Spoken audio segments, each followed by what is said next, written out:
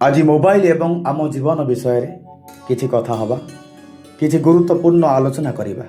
बंधुगण, मोबाइल आज आम जीवन को सहज करी सत किंतु संपर्क को दुर्बल करुछि। बापा माँ संतान सह कथा हेबा बदल रे फोन रे व्यस्त रहउछन्ति। गोटे घरे 4-5 जन थिबे, केही कहा सहित कथा हो नथिबे, समस्ते मोबाइल रे व्यस्त थिबे। ए कथा आज देखिबा को मिलुछि। समस्तଙ୍କ କ୍ଷେତ୍ରରେ ए घटना घटु नथिले मध्य अनेक जगार ए कथा को आमे आखिरे देखुचंती। पिला माने खेल पड़िया छाड़ी मोबाइल रे समय बिताउचंती। खाइबा बेले पूजा बेले अतिथि आसिले मध्य मोबाइल आमे छाड़ी पारु नाहंती। सोशल मीडिया रे हजार हजार बंधु थिले मध्य दुख बेले पाखरे ठिया हबा को लोक कमी जाउछंती। दिन को अति कम रे आमे गोटे घंटा मोबाइल मुक्त जीवन जीवा दरकार। परिवार पाई अंतत पक्षे टिके समय दबा दरकार। परिवार सह बसिबा दरकार, कथा हबा दरकार, हसिबा दरकार, एका साथी रे मध्य भोजन करिबा दरकार। मने रखंतु, मोबाइल आमर सेवक हेबा उचित, मालिक नहे। जीवनर सबुठारु बड़ संपत्ति हेउछि निज परिवार और निज लोक। आसंतु आजि ठारु निष्पत्ति नेबा, मोबाइल को समय देवा किंतु परिवार को प्राथमिकता देवा, संपर्क को प्राथमिकता देवा। कारण जीवन आमर, दायित्व आमर। आज मनीष चंद्र रे पहुंची, दुनिया को हाथ मुठारे आनिछि, किंतु निज घर भितर थिबा लोकंक सह दुई पद कथा हेबा को मनीषर समय नाही। सकाळे आखि खोलिबा मात्रे भगवान को स्मरण करिबा पूर्वरु आमे मोबाइल खोलुचंती। राति रे सोइबा पूर्वरु मध्य शेष दृष्टि मोबाइल उपरे पड़ुछि। यह की प्रकार प्रगति ना आमर पराजय? ए कथा को टिके बुझिबा। आज गोटे छोट पिला बापा मां सह खेलिबा को चाहूची, किंतु बापा कहउचंती टिके रह, मु व्यस्त अछि। सेही व्यस्तता काम रे नुहे, मोबाइल रे। ए कथा देखिबा को मिलुची। माँ संतानर आखिरे चाही कथा हेबा परिवर्ते सोशल मीडिया रे अन्य मानक जीवन देखुची। फलरे एबे घरे रही मध्य समस्ते एकलापन अनुभव करिवार कथा को आम अनुभव करुचंती। मोबाइल खराब नुहे, ताहार अत्याधिक व्यवहार ही खराब। यह को ज्ञान, शिक्षा और भल काम पई व्यवहार करिबा, किंतु निज परिवार, संपर्क और मानविकतार मूल्य को दे नुहे। खाइबा बेले मोबाइल को नुहे, परिवार सह कथा हेबा। दिन को अति कम रे गोटे घंटा मोबाइल बंद रखिबा। वृद्ध बापा मां सह बसी तांक मनर कथा को टिके सुनिबा। पिला मानकु मोबाइल नुहे, निज समयर उपहार दबा। मने रखंतु, आज जदि आपण निज लोकन को समय देबे नाही, काली सेमान मध्य आपनक पई समय बाहर करि परिबे नाही। मोबाइल बैटरी शेष होई गले चार्ज करि हबो, किंतु संपर्कर बैटरी शेष होई गले ताकू चार्ज करिबा बहुत कष्टकर। तेणु संपर्क को बंचातु, परिवार को समय दियंतु। परिवार संपर्क ये जीवन पाई निहाती आवश्यक। आज घरे टीवी रो शब्द अछि, मोबाइल रिंगटोन अछि, किंतु परिवार रे हसर शब्द धीरे धीरे कमी जाउछि। बंधुगण, मनीष आज जेते आधुनिक हेउछि सेते एकाकी मध्य हेइ जाउछि। आमे दूर रे थिबा लोकंक सह घंटा घंटा कथा हेउचंती, किंतु पाखरे बसिथिबा बापा माँ, स्वामी स्त्री किंबा संतानक सह 5 मिनिट कथा हेबाक आम पाखरे समय नाही। गोटे प्रश्न निजको पचारिबा, शेष थर केबे आपण बापांक पाखरे बसी तांक मनर कथा शुणिथिले? शेष थर केबे निज माँ को कहिथिले, माँ तू केमिति अछु? आज अनेक वृद्ध बापा माँ को टंका दरकार नाही, दरकार केवल संतानर किछि समय। संतान मानकु दामी खेलना दबा दरकार नुहे, दरकार बापा माँ को स्नेह और साथी। आमे घरे समस्ते एकाठी बसुचु, किंतु मन अलगा अलगा दुनिया रे बुलुछि। एही अवस्था बदलिबा दरकार। एही विचार भाव बदलिबा दरकार। आज ठारू गोटे छोट संकल्प करिबा, घरे खाइबा बेले मोबाइल को दूर रे रखिबा। प्रतिदिन किछि समय परिवार सह हसिबा, कथा हेबा। राति रे सोइबा पूर्वरु मोबाइल नुहे, परिवार रो लोकंक मुह को टिके देखिबा। मोबाइल आमको सूचना देई पारे, किंतु स्नेह देई पारिबो नाही। इंटरनेट आमको संजोग करि पारे, किंतु हृदय को जोड़ी पारिबो नाही। हृदय को हृदय सह जोड़ी पारे केवल समय, स्नेह और सम्मान। मोबाइल नुहे, ମଣିଷର ମନରେ ସ୍ଥାନ ତିଆରି କରନ୍ତୁ, କାରଣ ଶେଷ ସମୟରେ ଆପଣଙ୍କ ପାଖରେ ମୋବାଇଲ ନୁହେଁ, ନିଜ ଲୋକମାନେ ହିଁ ଠିଆ ହେଇଥିବେ। ଘରର ଗୋଟିଏ କୋଣରେ ବୃଦ୍ଧ ବାପା ମା ବସିଛନ୍ତି। ବାପା ମା ଚାହୁଁଛନ୍ତି ପୁଅ ଆସି 2 ମିନିଟ୍ ମୋ ସହିତ କଥା ହେଉ। ପୁଅ କିନ୍ତୁ ମୋବାଇଲରେ ବ୍ୟସ୍ତ। ରୋଷେଇ ଘରେ ମା ଅପେକ୍ଷା କରିଛି ସମସ୍ତେ ଏକାଠି ଖାଇବା, କିନ୍ତୁ ଜଣେ ରିଲ୍ କରିବାରେ ବ୍ୟସ୍ତ, ଜଣେ ଗେମ୍ ଖେଳିବାରେ ବ୍ୟସ୍ତ, ଆଉ ଜଣେ ସୋସିଆଲ ମିଡ଼ିଆରେ ବ୍ୟସ୍ତ।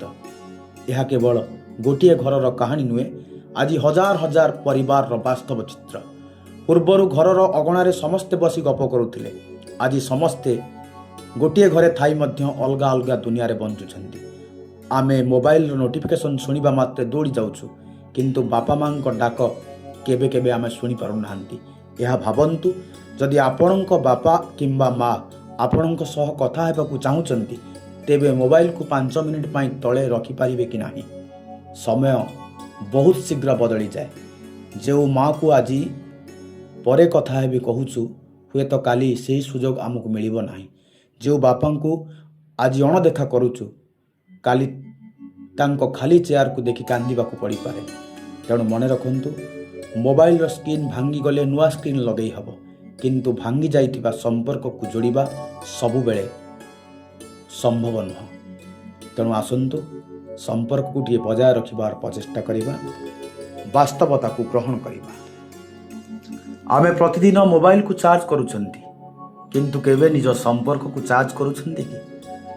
ମୋବାଇଲର ବ୍ୟାଟେରୀ 10% ହେଲେ ଆମେ ଚିନ୍ତିତ ହୋଇଯାଉଛନ୍ତି, କିନ୍ତୁ ବାପା ମାଙ୍କ ମନରେ ଯେତେବେଳେ ଏକାକୀପଣ ଭରିଯାଏ, ସେଥିପାଇଁ ଆମେ କେତେଥର ଚିନ୍ତା କରିଛନ୍ତି? ନିଜକୁ ପଚାରିବାର ଆବଶ୍ୟକତା ଅଛି। ଆଜି ଆମ ପାଖରେ ସବୁକିଛି ଅଛି, ସ୍ମାର୍ଟଫୋନ୍ ଅଛି, ଇଣ୍ଟରନେଟ୍ ଅଛି, ହଜାର ହଜାର ଫଟୋ ଅଛି, କିନ୍ତୁ ମନରେ ଶାନ୍ତି ନାହିଁ। ପରିବାରର ପୂର୍ବ ଭଳି ହସ ନାହିଁ। କାହିଁକି? କାରଣ ଆମେ ମଣିଷକୁ ସମୟ ଦେବା ପରିବର୍ତ୍ତେ ମେସିନ୍କୁ ସମୟ ଦେଉଛନ୍ତି। ଆଜି ପିଲାମାନେ ବାପା ମାଙ୍କ ମୁହଁଠାରୁ ଅଧିକ ମୋବାଇଲର ସ୍କ୍ରିନ୍ ଦେଖୁଛନ୍ତି। ଏହା କେବଳ ଗୋଟିଏ ଅଭ୍ୟାସ ନୁହେଁ, ଆଗାମୀ ପିଢ଼ିର ଚରିତ୍ରକୁ ମଧ୍ୟ ପ୍ରଭାବିତ କରୁଛି। ମନେ ରଖନ୍ତୁ, ପିଲାମାନେ ଆପଣଙ୍କ କଥାଠାରୁ କମ୍, ଆପଣଙ୍କ ଅଭ୍ୟାସଠାରୁ ଅଧିକ ଶିଖନ୍ତି। ଆପଣ ଯଦି ସବୁବେଳେ ମୋବାଇଲରେ ବ୍ୟସ୍ତ ରହିବେ, ସେମାନେ ମଧ୍ୟ ସେହି କଥା ଶିଖିବେ। ତେଣୁ ଆସନ୍ତୁ, ଆଜି ଗୋଟିଏ ଛୋଟ ପ୍ରତିଜ୍ଞା କରିବା। ଘରକୁ ଫେରିଲେ ପ୍ରଥମେ ପରିବାରର ହସ ଦେଖିବା, ପରିବାରରେ ହସ ଫୁଟେଇବାର ପ୍ରଚେଷ୍ଟା କରିବା। ଭୋଜନ ସମୟରେ ମୋବାଇଲ ନୁହେଁ, ପରିବାରକୁ ସମୟ ଦେବା। ପ୍ରତିଦିନ ଅତି କମ୍ରେ 1 ଘଣ୍ଟା ମୋବାଇଲ ବିନା ଏକାଠି ବସିବାର ପ୍ରଚେଷ୍ଟା କରିବା। ଯେଉଁ ଘରେ କଥାବାର୍ତ୍ତା ବନ୍ଦ ହୋଇଯାଏ, ସେଠାରେ ଭୁଲ ବୁଝାମଣାର ଆରମ୍ଭ ହୁଏ, ଆଉ ଯେଉଁ ଘରେ ଭଲ ପାଇବାର କଥା ଚାଲିଥାଏ, ସେଠାରେ ସୁଖ ନିଜେ ରାସ୍ତା ଖୋଜି ଆଣିଥାଏ। ଆଜି ଆମେ ପୃଥିବୀର ଯେକୌଣସି କୋଣରେ ବସିଥିବା ଲୋକଙ୍କ ସହ କିଛି ସେକେଣ୍ଡରେ କଥା ହେଇପାରୁଛନ୍ତି, କିନ୍ତୁ ନିଜ ଘରେ ଥିବା ବାପା ମାଙ୍କ କିମ୍ବା ସନ୍ତାନଙ୍କ ସହ କଥା ହେବା ପାଇଁ ଆମ ପାଖରେ ସମୟ ମିଳୁନାହିଁ। ଆମେ କହୁଛନ୍ତି ମୁଁ ବହୁତ ବ୍ୟସ୍ତ ଅଛି, କିନ୍ତୁ ସତରେ କାମରେ ବ୍ୟସ୍ତ ନା ଆମ ଅଭ୍ୟାସରେ ବ୍ୟସ୍ତ? ଆମେ ଦିନକୁ 2-3 ଘଣ୍ଟା ମୋବାଇଲରେ କାଟି ଦେଉଛୁ, କିନ୍ତୁ ନିଜ ପରିବାର ସହ ମାତ୍ର 15 ମିନିଟ୍ ବସିବା ମଧ୍ୟ କଷ୍ଟକର ଲାଗୁଛି। ଟିକେ ଭାବନ୍ତୁ, ଯଦି ଆଜି ଆପଣଙ୍କ ମୋବାଇଲ ହଠାତ୍ ଖରାପ ହୋଇଯାଏ, କିଛି ଦିନ ପରେ ନୂଆ ମୋବାଇଲ କିଣିପାରିବେ, କିନ୍ତୁ ଯଦି ସମ୍ପର୍କ ଖରାପ ହୋଇଯାଏ, ଯଦି ବାପା ମାଙ୍କ ମନ ଭାଙ୍ଗିଯାଏ, ଯଦି ସନ୍ତାନ ଆପଣଙ୍କୁ ନିଜର କଥା କହିବା ବନ୍ଦ କରିଦିଏ, ଏସବୁକୁ ଟଙ୍କାରେ କିଣି ହେବ ନାହିଁ। ଜୀବନରେ ଟଙ୍କା ଦରକାର, ପ୍ରଯୁକ୍ତି ମଧ୍ୟ ଦରକାର, କିନ୍ତୁ ଏସବୁଠାରୁ ବଡ଼ ହେଉଛି ମଣିଷର ମନ। ଆଜି ଆପଣ ନିଜ ପିଲାକୁ ଗୋଟିଏ ଦାମୀ ମୋବାଇଲ ଦେଇପାରନ୍ତି, କିନ୍ତୁ ଯଦି ଭଲ ସଂସ୍କାର ଦେଇପାରିବେ ନାହିଁ, ତେବେ ସେହି ମୋବାଇଲ ତା ଜୀବନର ଉନ୍ନତିର କାରଣ ନ ହୋଇ ତାର ଅବନତିର କାରଣ ହେବ। ସେଥିପାଇଁ ପ୍ରତ୍ୟେକ ପରିବାର ଗୋଟିଏ ନିୟମ କରିବା ଦରକାର। ଦିନକୁ ଅତି କମ୍ରେ 1 ଘଣ୍ଟା ମୋବାଇଲ ନୁହେଁ, କେବଳ ପରିବାର ସଦସ୍ୟ ସହିତ ମିଳିମିଶି ବଞ୍ଚିବାର ପ୍ରକ୍ରିୟା ଆମେ ଜାରି ରଖିବା ଦରକାର। ସେଇ 1 ଘଣ୍ଟାରେ ହସିବା, କଥା ହେବା, ଅନୁଭୂତିକୁ ବାଣ୍ଟିବା, ଦେଖିବା ପରିବାରଟା କେତେ ସୁନ୍ଦର ଲାଗିବ। ମୋବାଇଲରେ ସଞ୍ଚୟ କରିଥିବା ହଜାର ହଜାର ନମ୍ବର ଆପଣଙ୍କ ଜୀବନକୁ ସୁନ୍ଦର କରିପାରିବ ନାହିଁ, କିନ୍ତୁ ହୃଦୟରେ ସଞ୍ଚୟ କରି ରଖିଥିବା କିଛି ସମ୍ପର୍କ ସାରା ଜୀବନକୁ ସୁନ୍ଦର କରିଦେବ। ଆଜି ଆମେ ଘରର ଦ୍ୱାରକୁ ତାଲା ଲଗାଇ ରଖୁଛୁ, କାରଣ ଚୋର ଭୟ ଅଛି, କିନ୍ତୁ ଆମେ କେବେ ଭାବିଛୁ କି ଧୀରେ ଧୀରେ ଆମ ଘରରୁ ଭଲ ପାଇବା ସମୟ ଓ ସମ୍ପର୍କ ମଧ୍ୟ ଚୋରି ହୋଇଯାଉଛି। ଏହି ଚୋର କୌଣସି ମଣିଷ ନୁହେଁ, ଏହି ଚୋର ହେଉଛି ଆମର ଅବହେଳା ଓ ଅତ୍ୟଧିକ ମୋବାଇଲ ଉପରେ ନିର୍ଭରତା। ପୂର୍ବରୁ ସନ୍ଧ୍ୟା ହେଲେ ପରିବାର ଏକାଠି ବସୁଥିଲେ, ଦାଦା ଜେଜେମା କାହାଣୀ କହୁଥିଲେ, ପିଲାମାନେ ଶୁଣୁଥିଲେ। ଆଜି କାହାଣୀର ସ୍ଥାନରେ ସ୍କ୍ରିନ୍ ଆସିଗଲା, କଥାବାର୍ତ୍ତାର ସ୍ଥାନରେ ନୋଟିଫିକେସନ୍ ଆସିଗଲା। ଗୋଟିଏ ଦିନ ଆସିବ ଯେତେବେଳେ ଆମେ ବୁଝିବୁ ଟଙ୍କା କମେଇବାରେ ଏତେ ବ୍ୟସ୍ତ ଥିଲୁ ଯେ ଯେଉଁମାନଙ୍କ ପାଇଁ ଟଙ୍କା କମେଇଥିଲୁ ସେମାନଙ୍କୁ ହିଁ ସମୟ ଦେଇପାରିଲୁ ନାହିଁ।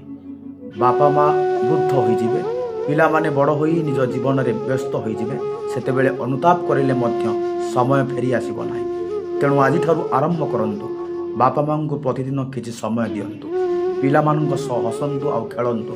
ଘରେ ରହିଲେ ଘର ଲୋକଙ୍କ ସହ ରହନ୍ତୁ, କେବଳ ମୋବାଇଲ ସହ ନୁହେଁ।